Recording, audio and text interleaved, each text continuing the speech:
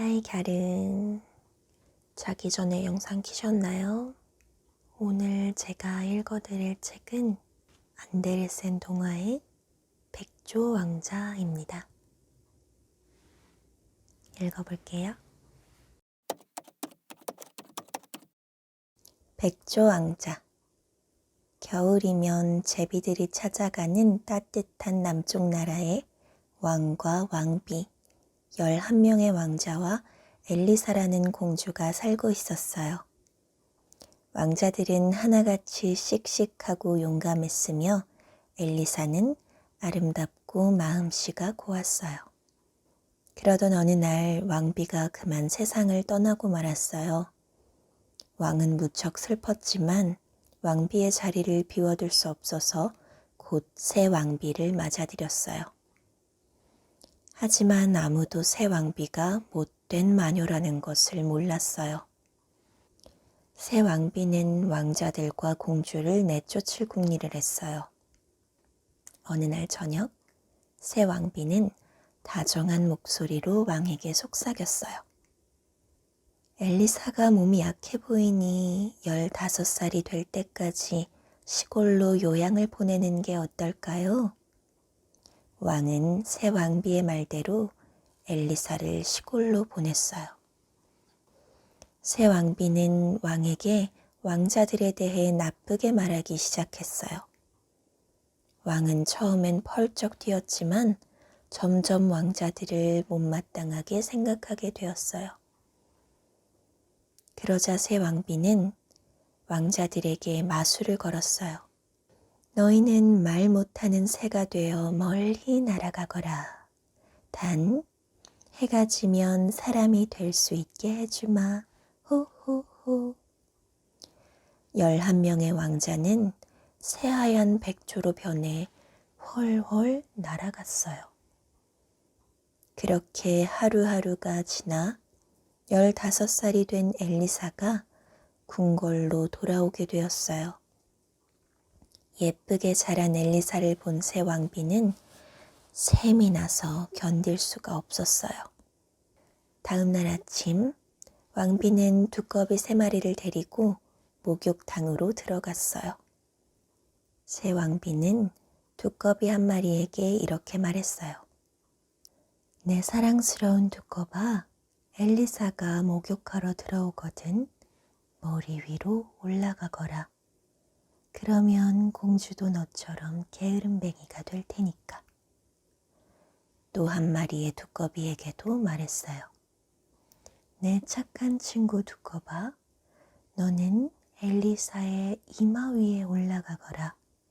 엘리사가 너처럼 흉측한 얼굴이 되도록 말이다. 그리고 마지막 두꺼비에게는 이렇게 말했어요. 내 귀염둥이 두꺼봐, 너는 엘리사의 가슴 위에 올라가 나쁜 마음을 품도록 만들어라. 새 왕비는 두꺼비 3마리를 목욕물에 넣은 다음 엘리사를 불렀어요.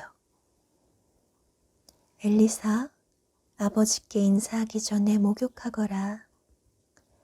엘리사가 목욕물에 들어가자 두꺼비들이 엘리사의 머리로, 이마로, 가슴으로 기어올랐어요. 그런데 새 왕비의 말대로 엘리사가 변하긴커녕 두꺼비들이 새 송이의 양귀비꽃으로 변해 물 위로 떠올랐어요. 화가 난 새 왕비는 엘리사의 얼굴에 고약한 냄새가 나는 기름을 바르고 머리카락은 마구 헝클어뜨렸어요. 엘리사는 할 수 없이 흉측한 모습을 하고서 새 왕비에게 이끌려 왕 앞에 나갔어요. 내가 내 딸 엘리사라고? 믿을 수 없다. 꼴도 보기 싫으니 당장 물러가거라. 왕은 엘리사를 알아보지 못하고 궁궐에서 쫓아냈어요. 엘리사는 갈 곳 없이 숲속을 헤매다가 밤이 되자 커다란 나무에 기대어 앉았어요. 밤하늘을 바라보니 오빠들 생각이 간절했어요. 오빠들 보고 싶어. 도대체 어디에 있는 거야?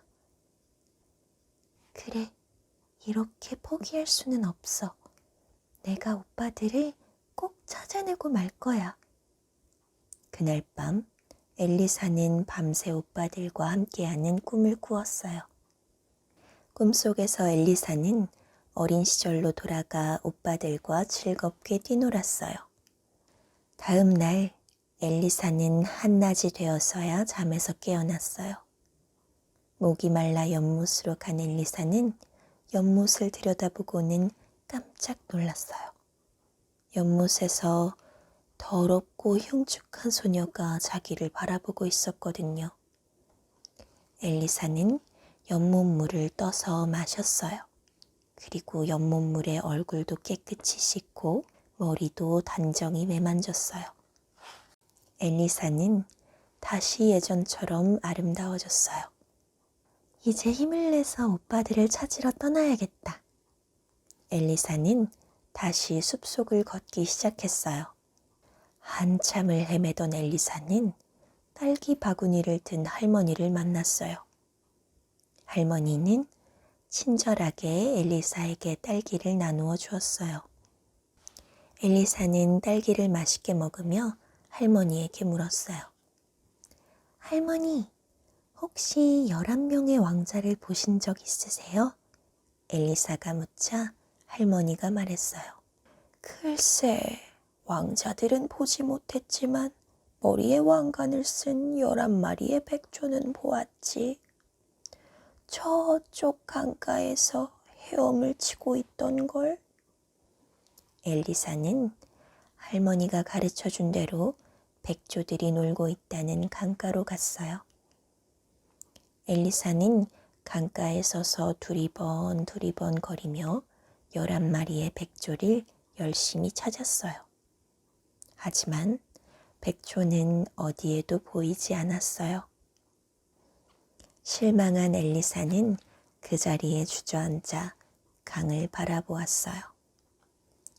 어느덧 하늘이 빨갛게 물들기 시작했어요. 강도 노을에 물들어 아름다운 빛을 내고 있었어요.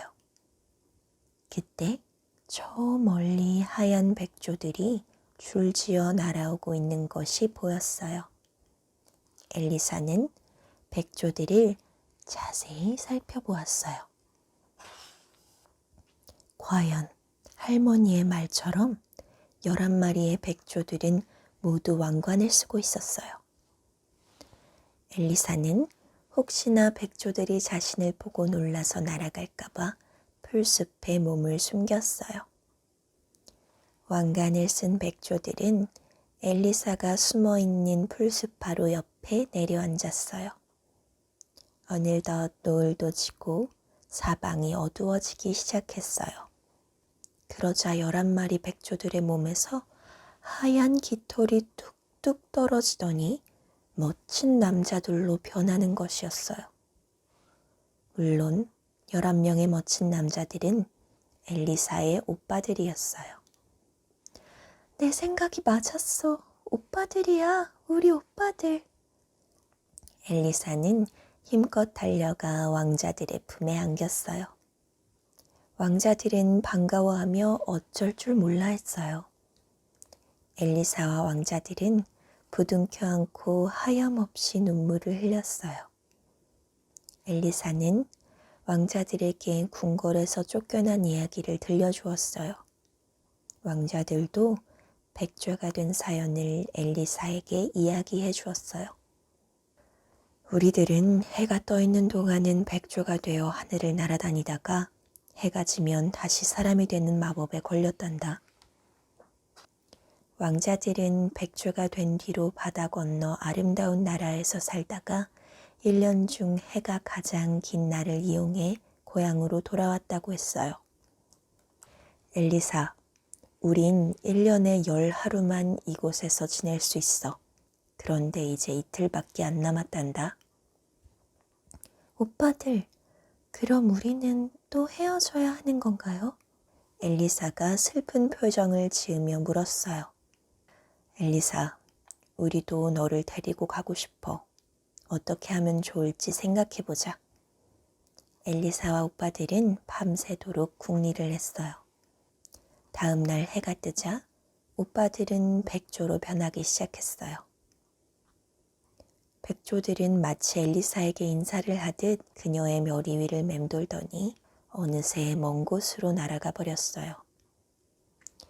오빠들, 노을이 지면 또 만나요.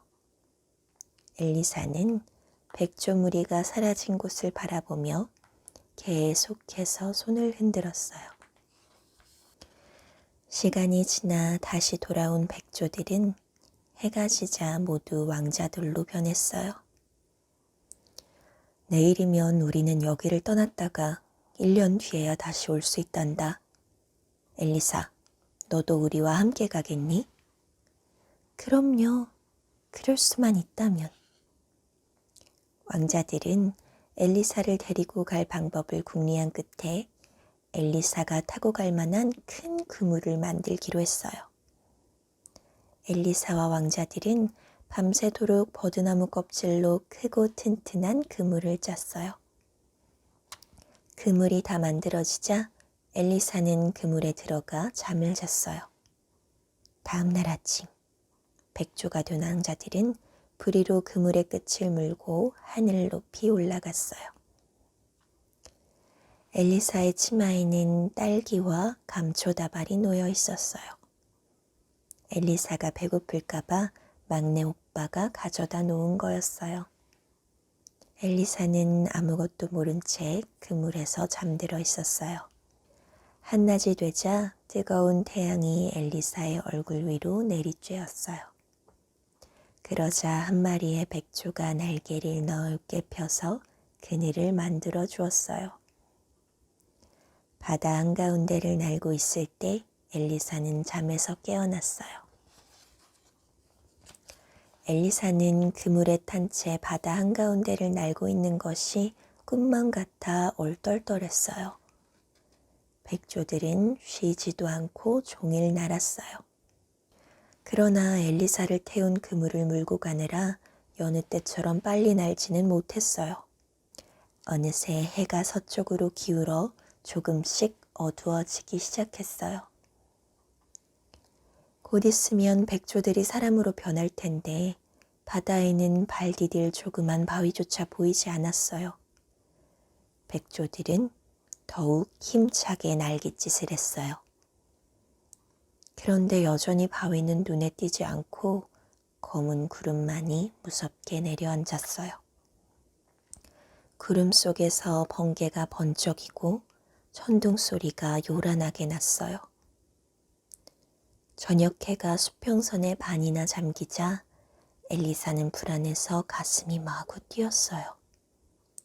백조들은 떨어질 듯 아래로 내려앉기 시작했어요. 드디어 저 멀리 작은 바위 하나가 보였어요. 해가 작은 별만큼 남았을 때 백조들은 바위에 간신히 내려앉았어요. 바위는 12남매가 겨우 발을 디딜 정도로 무척 작았어요. 천둥 번개는 무섭게 내리쳤고 가엾은 12남매는 거센 파도에 온몸이 젖고 말았어요. 그들은 서로 팔을 꽉 붙잡은 채 밤새 견뎠어요. 새벽이 되어서야 바다가 잠잠해졌고 하늘도 맑아졌어요. 수평선 너머로 해가 떠오르자 왕자들은 다시 백조들로 변했어요. 그러고는 어제처럼 그물로 부리를 물고 하늘로 훨훨 날아올랐어요. 해가 높이 떠오르자 저 멀리 거대한 산이 보였어요. 산 가운데는 아름다운 성이 우뚝 서 있었어요. 엘리사는 기뻐서 저도 모르게 탄성을 질렀어요. 아름다운 성 주위에는 울창한 숲이 우거져 있었고 크고 작은 꽃들도 피어 있었어요. 오빠, 저기가 우리들이 가고 있는 나라예요? 엘리사는 마냥 신나서 왕자들에게 물었어요. 아니야, 엘리사. 저건 신기루라는 거야. 실제로 있는 게 아니야. 게다가 제멋대로 모양을 바꾸어서 사람들을 혼란에 빠뜨리곤 한단다.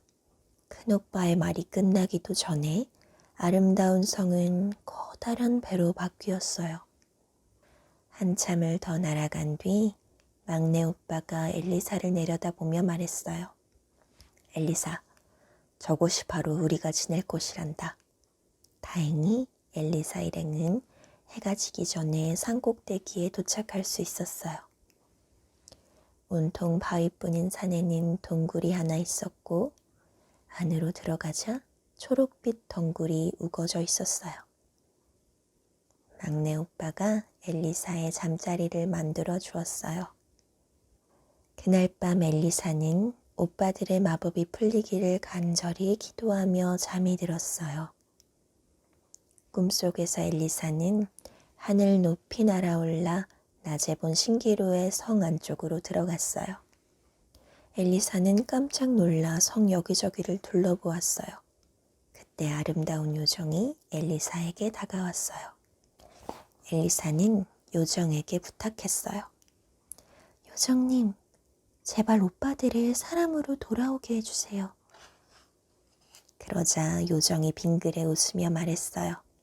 엘리사, 괴로움과 아픔을 이길 용기와 끈기가 있으면 오빠들을 구할 수 있단다.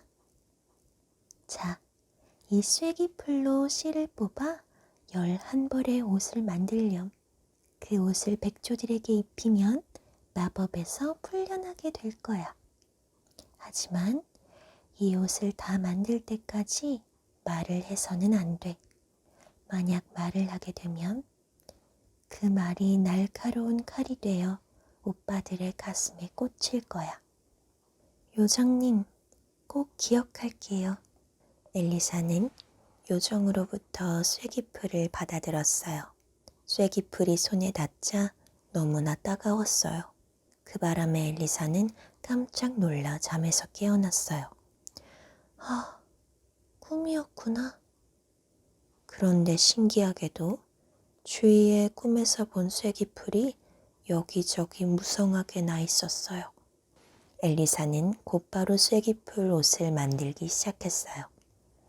우선 엘리사는 거친 쐐기풀을 뜯어 모았어요. 엘리사는 쐐기풀을 발로 밟아서 가는 실을 뽑았어요. 부드러운 손과 발이 쐐기풀에 찔려 피가 나고 쓰라렸지만 오빠들을 구할 수 있다는 생각에 엘리사는 오히려 행복했어요. 해가 지자 오빠들이 돌아왔어요. 엘리사는 반가웠지만 아무 말도 할 수가 없었어요. 오빠들은 아무것도 모른 채 엘리사도 자신들처럼 새 왕비의 나쁜 마법에 걸려서 말을 하지 못하는 것으로 생각하며 몹시 슬퍼했어요. 아름답고 고왔던 내 손이 어쩌다가 이렇게 되었니? 상처투성인 엘리사의 손을 본 막내 오빠는 눈물까지 뚝뚝 흘렸어요. 그런데 막내 오빠의 눈물방울이 엘리사의 손에 떨어지자 쐐기풀에 찔린 상처가 씻은 듯이 나았어요. 오빠들이 말렸지만 엘리사는 부지런히 옷을 만들었어요. 그러던 어느 날 엘리사가 동굴에서 열심히 옷을 만들고 있을 때였어요. 어디선가 사냥꾼의 뿔나팔 소리가 들려왔어요. 곧이어 개들이 컹컹 짖으며 동굴로 뛰어오고 그 뒤를 따라 사냥꾼들이 엘리사 주위에 모여섰어요. 그중 한 사람이 엘리사에게 물었어요. 나는 이 나라의 왕이요. 아가씨는 왜 이런 동굴 속에 혼자 있는 것이오? 엘리사는 고개만 저을 뿐 아무 말도 하지 않았어요. 아, 말을 못하는 아가씨인가 보군. 이곳은 위험하니 나와 함께 궁궐로 갑시다. 엘리사는 가지 않겠다고 고개를 저으며 버텼어요. 하지만 왕은 억지로 엘리사를 말에 태워 궁궐로 데려갔어요. 궁궐에 도착하자 시녀들은 엘리사에게 아름다운 비단옷을 입히고 쐐기풀에 찔린 손에는 하얗고 긴 장갑을 끼워 주었어요. 정성껏 꾸민 엘리사는 눈부시게 아름다웠어요. 왕은 엘리사의 아름다움에 반해 그녀를 왕비로 맞이하기로 했어요. 하지만 엘리사는 편한 궁궐 생활이 즐겁지 않았어요. 말없이 떠나온 자신을 걱정하고 있을 오빠들을 생각하니 눈물이 앞을 가릴 뿐이었어요. 쇠기풀 옷도 만들어야 하는데. 엘리사는 깊은 한숨을 쉬며 눈물지었어요. 그때 왕이 들어오더니 엘리사를 침실 옆에 조그마한 방으로 데려갔어요. 방에는 쇠기풀 더미와 엘리사가 만든 옷이 있었어요. 그대가 원한다면 전처럼 하던 일을 계속하며 지내시오. 왕의 말에 엘리사는 뛸 듯이 기뻤어요. 마침내 왕과 엘리사가 결혼식을 올리는 날이 되었어요. 모든 백성들이 왕과 엘리사의 결혼을 축복했어요. 단 한 사람, 대주교만 빼고 말이에요. 대주교는 엘리사가 마녀라며 왕의 결혼을 끝까지 반대했어요. 하지만 엘리사를 사랑하는 왕의 마음을 바꾸지는 못했어요. 엘리사도 자상하고 다정한 왕을 사랑하게 되었어요. 엘리사는 자신의 비밀을 왕에게 말하고 싶었지만 꾹 참았어요. 한마디라도 말을 하면 오빠들이 위험해져. 매일 밤 엘리사는 왕이 잠이 들면 살며시 빠져나와 아침까지 쇠기풀 옷을 만들었어요. 그런데 7벌째 옷을 만들려고 할 때 그만 쇠기풀이 다 떨어지고 말았어요. 쇠기풀을 어디서 구하지? 아, 묘지에 가면 쇠기풀이 많다는 얘기를 들었어. 엘리사는 몰래 궁궐을 빠져나가 으슥한 묘지로 갔어요. 묘지에는 소름 끼치게 생긴 마녀들이 꼬부라진 허리를 하고 여기저기를 서성이고 있었어요.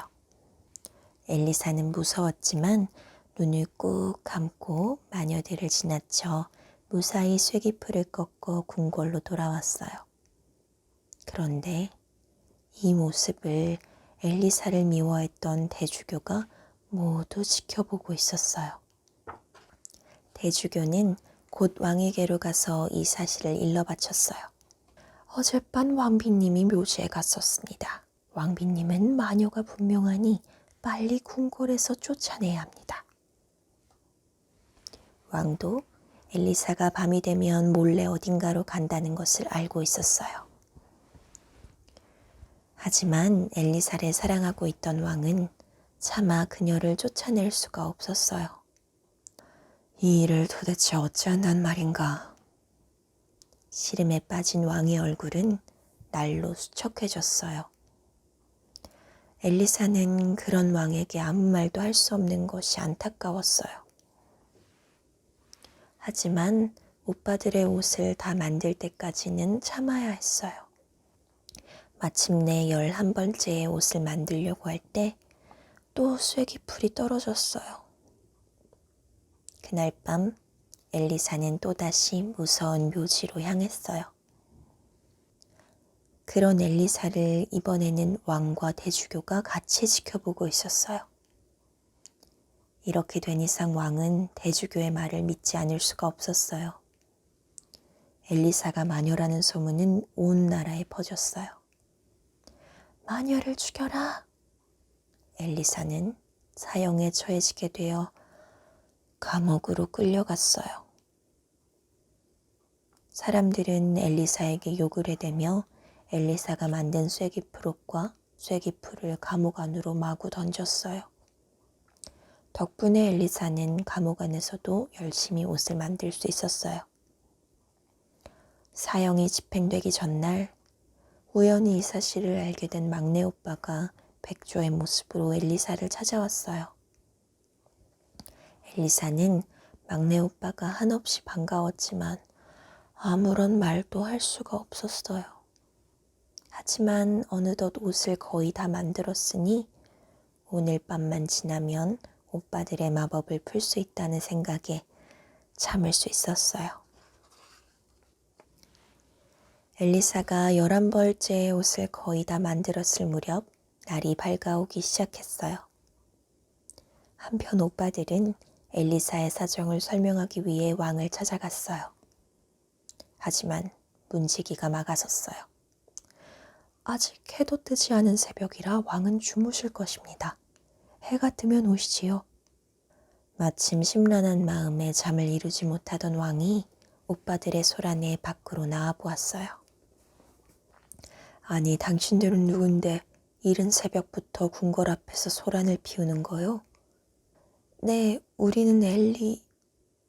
왕자들이 막 이야기를 하려는 순간 불행히도 아침 해가 떠올랐어요. 왕자들은 백조로 변해 눈물을 흘리며 궁궐 위를 빙빙 돌다가 날아가 버렸어요. 거참 이상한 일도 다 있군. 왕은 영문도 모른 채 날아가는 백조들의 모습을 한참 동안 바라보았어요. 날이 완전히 밝자 사람들이 성문 밖으로 몰려왔어요. 엘리사를 태운 마차가 성문 밖에 이르자 구경꾼들은 마차를 따르며 욕을 했어요. 마녀야, 하늘이 무섭지도 않드냐?